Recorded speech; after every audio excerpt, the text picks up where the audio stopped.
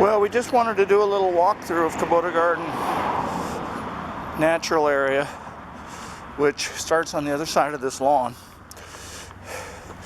Takes in that bunch of trees on the distance there, which we have red cedar. On the left, this is a ponderosa pine.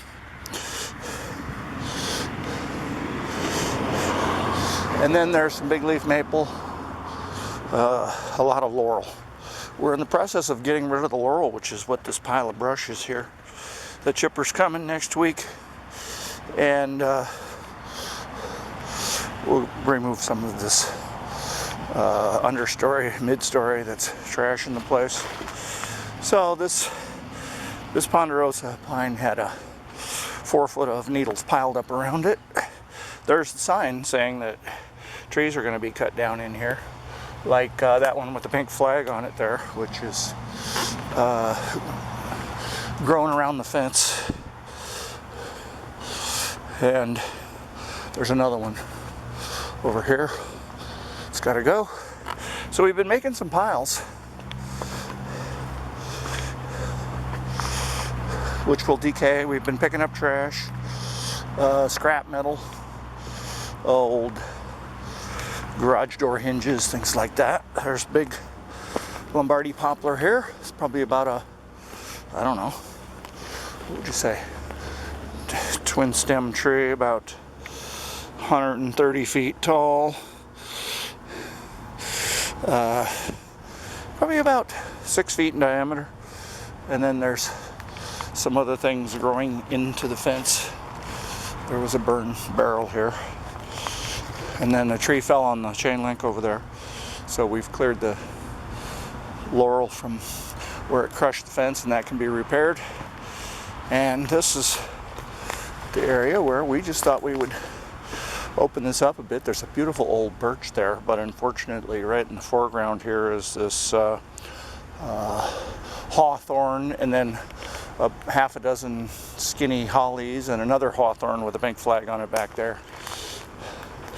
And as we spin around, I thought we would do a little work project and let you guys watch how forest stewards do their work. You'll notice this clump of English laurel here. You're probably just wondering why it's here. Well, why is it here? Well, this was a branch that was laying on the ground. It's this branch right here. It was horizontal. It split off years ago and took root. And you can see the fracture at the base where it's continued to fracture. And so that's what we're going to do. We're going to cut this branch off, and then right where it took root, we're going to dig up these little baby stumps. So that's what the Pulaski's for. And then over in here, as we walk by the hawthorn, you can see that it's in bad shape. It's got big cavities surrounded by ivy.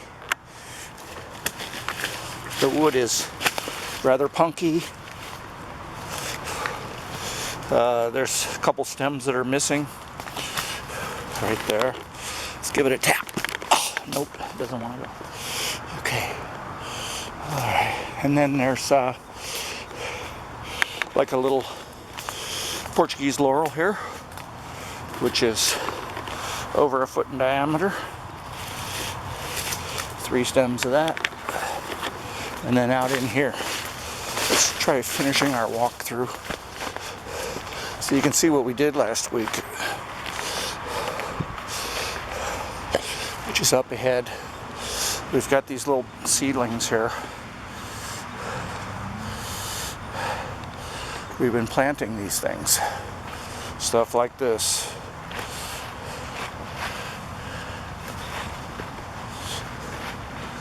Pine, red cedar, fir, Doug fir. Here's a grand fir. Then there will become some spruce, some hemlock. This land is actually categorized as hemlock and hazelnut. So these are some little potted trees we got from David Parasso. The creek's down there. There's a tree that has a pink flag on it. And that tree is a cherry and it has to go. So here's the cratered lawn that we took out. It looks like some mountain beavers were busy in here. This was just a flat lawn, mowed several times during the summer, and that has ended. Now, we've got, we no longer will need to mow this. The conifer trees will shade out the lawn eventually. And over here, this was last Sunday's work party. We've got 21 trees that we planted here with a work party from King County and some neighbors. So this is the little shore pine.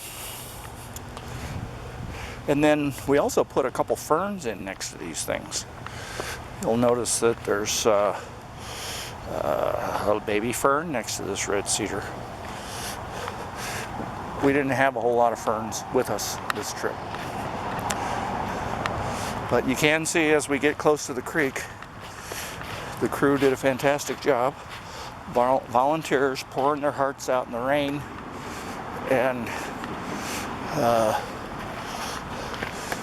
transferring a bunch of piles of mulch over here. The one guy decided he wanted to put this really big tree back over here. It's one of the best trees we have. And then in a future project, which also happened last week, we were able to chop blackberries that were growing in amongst a grove of locust. So here's your locust grove as we step out towards the creek bank.